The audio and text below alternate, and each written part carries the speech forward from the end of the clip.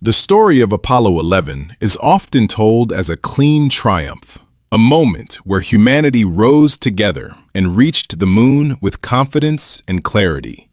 But the real history of that mission is far more fragile, far more uncertain, and far more dangerous than the polished version remembered by the world. Long before Neil Armstrong ever stepped onto the lunar surface, Apollo 11 was surrounded by fear, secrecy, and decisions that were made not because they were safe, but because time had run out. The landing that changed the world was never guaranteed to happen, and behind the scenes, many believed it might end in catastrophe. In the years leading up to Apollo 11, the United States was locked in a silent battle with the Soviet Union, a battle where rockets and astronauts replaced soldiers and weapons. Space had become the ultimate symbol of superiority, and losing that race meant losing global influence. When America fell behind after the Soviets sent the first satellite and the first human into space, panic spread quietly through Washington and NASA alike. It was in this climate of fear that the promise to land a man on the moon was made.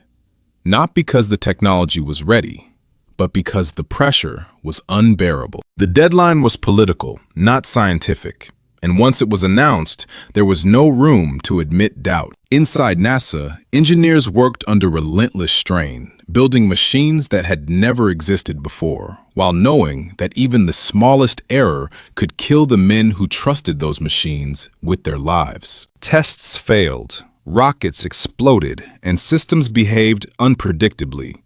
Yet the mission moved forward anyway. Many problems were solved only partially.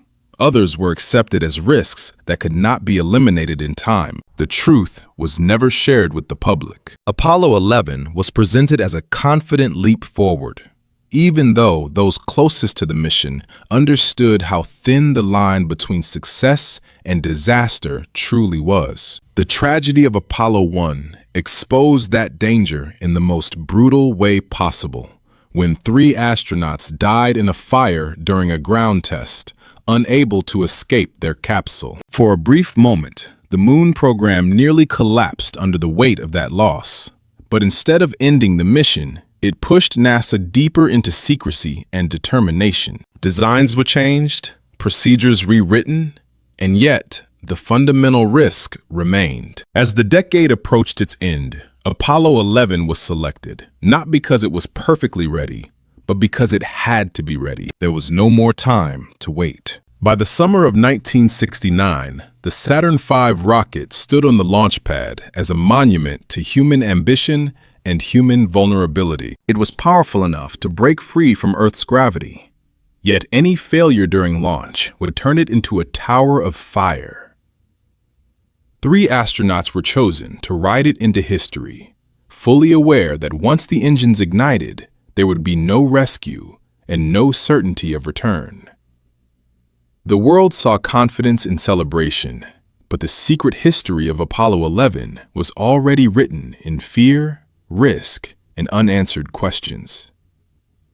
And as the countdown reached 0, humanity did not step forward with assurance, but with courage born from uncertainty, beginning a journey that would forever change how the world understood itself. Once Apollo 11 left the ground, it crossed an invisible line beyond which no human help could follow.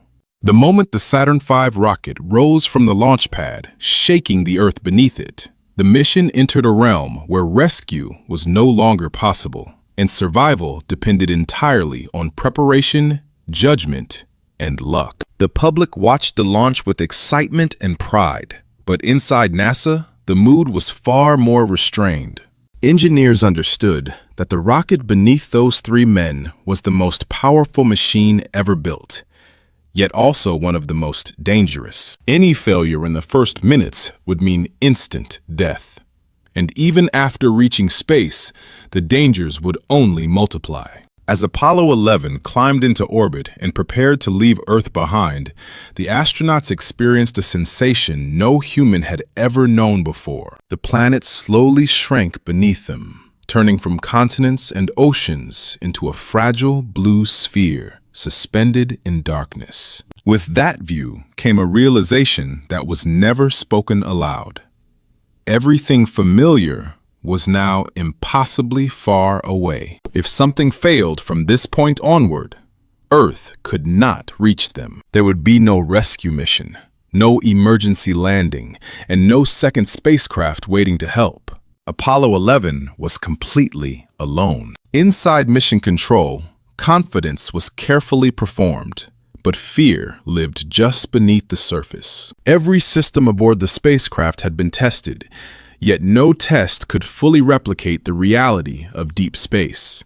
The mission relied on thousands of components, many of which had never operated together for such a long duration. Engineers monitored telemetry endlessly, knowing that a single abnormal reading could signal the beginning of catastrophe. The truth was simple and terrifying.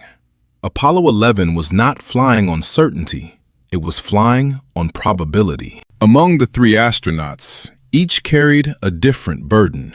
Neil Armstrong, as commander, understood that every major decision would ultimately rest on him. Buzz Aldrin carried the weight of technical perfection, responsible for systems that had no margin for error. Michael Collins, however, bore a quieter and more isolating responsibility. When the time came, he would remain alone in orbit around the moon, while the others descended to the surface. If anything went wrong during the landing, Collins would have no way to help them. He would be forced to return to Earth alone, carrying the knowledge that his crewmates had died on another world. This possibility was never discussed publicly, but it was understood by everyone involved. The moon below them was no longer a distant symbol in the night sky. It was a vast, silent world, filling their windows, gray and lifeless, marked by craters that told stories of violence older than humanity itself. Orbiting it felt unreal, but it was only a temporary state. Soon, the mission would divide, and with that division came the most dangerous phase of the entire journey. Neil Armstrong and Buzz Aldrin prepared to enter the lunar module, a fragile craft designed for one purpose and one purpose only: to land on the moon and escape it again. Michael Collins remained behind in the command module, knowing that once his crewmates descended, there would be no way for him to help them. The lunar module separated cleanly, drifting away like a mechanical insect against the darkness of space. From that moment on, Armstrong and Aldrin were alone in a vehicle that had never been tested in real lunar conditions. It had no aerodynamic shape, no heat shield, and no graceful way to recover from error. Every ounce of unnecessary weight had been stripped away, leaving systems that worked just well enough to survive, but not well enough to forgive mistakes. As the descent toward the lunar surface began, the moon seemed to rise toward them, growing larger and more detailed with each passing second. What had once looked smooth from orbit now revealed itself as rough, uneven, and hostile. Inside the lunar module, the atmosphere was tense but controlled. Numbers scrolled across displays as Armstrong and Aldrin monitored altitude, velocity, and fuel consumption. For a brief moment, everything appeared to be proceeding as planned. Then, without warning, alarms sounded. A sharp, unfamiliar signal cut through the cabin, accompanied by flashing codes that neither astronaut had expected to see during landing. The onboard computer was overloaded, struggling to process too much information at once. This was not a theoretical problem. It was happening now, during the most critical maneuver of the mission. In mission control, confusion spread instantly. Engineers searched through procedures and simulations, trying to understand whether the alarms meant imminent failure or a tolerable overload. The wrong decision could doom the mission. If they aborted unnecessarily, Apollo 11 would fail to land. If they continued and the computer collapsed, the lunar module could crash into the moon. Time compressed into seconds as controllers debated, calculated, and finally reached a conclusion that rested on the judgment of a few individuals. The computer, though stressed, was still functioning. The call was made to continue. As the alarms faded, a new and more terrifying problem emerged.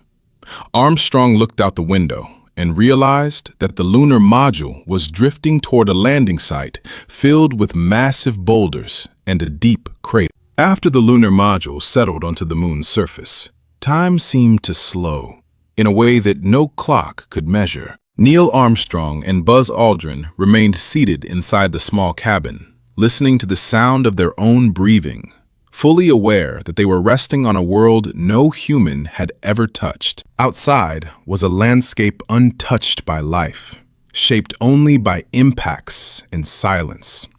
And inside was a machine that had come terrifyingly close to running out of fuel. For several minutes, they said very little, not out of celebration, but out of concentration. The mission was far from over, and every movement from this point forward carried consequences.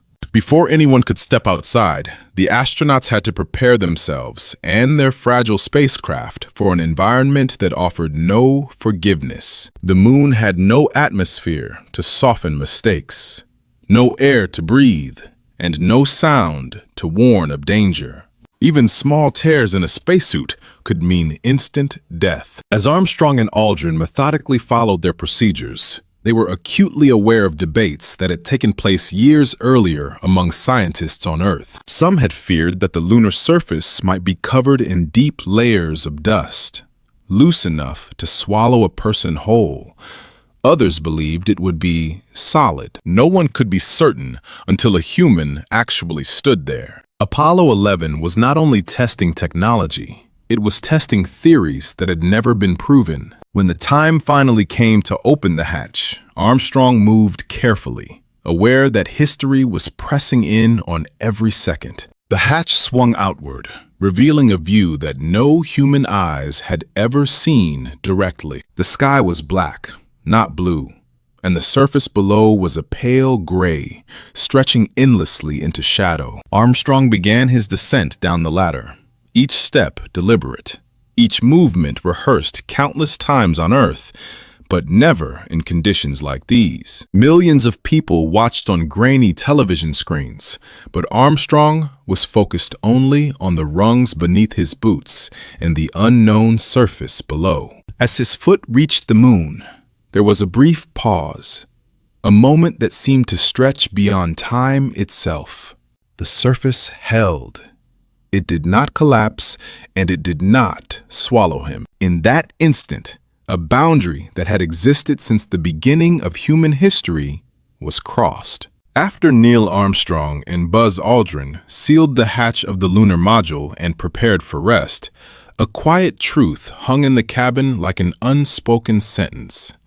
Landing on the moon had not guaranteed survival. Beneath them lay an alien world that had allowed them to arrive, but it had not yet agreed to let them leave. The ascent engine, their only path home, had never been fired on the moon before. No test on Earth could replicate the exact conditions they now faced, and no backup system existed if it failed. In the most literal sense, their lives depended on a single ignition. As they prepared for liftoff, danger revealed itself in the smallest and cruelest form. A circuit breaker inside the lunar module had broken, snapped off during movement inside the cramped cabin. Without it, the ascent engine could not be armed. The problem was simple to describe and impossible to solve through normal means. There were no spare parts, no repair kits, and no instructions for this scenario. Two men, sitting on the surface of another world, faced the possibility of dying there because of a broken piece of plastic. The calm that followed was not confidence, but discipline. Buzz Aldrin noticed that the tip of a felt-tip pen could fit into the exposed socket, and with careful pressure, the circuit was engaged. It was a fragile solution to a monumental problem, but it was all they had. When the moment of liftoff arrived, the world waited without fully understanding what was at stake. In mission control, celebration was replaced by silence. Armstrong and Aldrin strapped themselves in, knowing that if nothing happened when the switch was thrown, there would be no second attempt. The engine ignited, and the lunar module lifted off the moon in a burst of dust and fire. For the first time in history, humans launched from another world. Above the moon, Michael Collins watched and waited, scanning the darkness for a sign that his crewmates were alive. When the lunar module finally appeared and docking was completed, the mission felt whole again. The return to Earth demanded precision equal to the landing itself. Apollo 11 had to strike Earth's atmosphere at the exact angle needed to survive. Too steep, and the spacecraft would burn. Too shallow, and it would skip back into space forever. As the capsule plunged into the atmosphere, communication vanished. Minutes passed in silence, stretching into an eternity for those waiting below. When contact was restored and parachutes blossomed over the ocean, the journey that had begun in uncertainty ended in survival. Even then, caution remained. The astronauts were placed into quarantine, sealed away from the world they had left, because no one could be certain what they had brought back with them. Apollo 11 ended not with immediate celebration, but with reflection. It had not been a flawless victory, nor a simple triumph of technology. It was a story of risk accepted, fear confronted, and decisions made when certainty was impossible.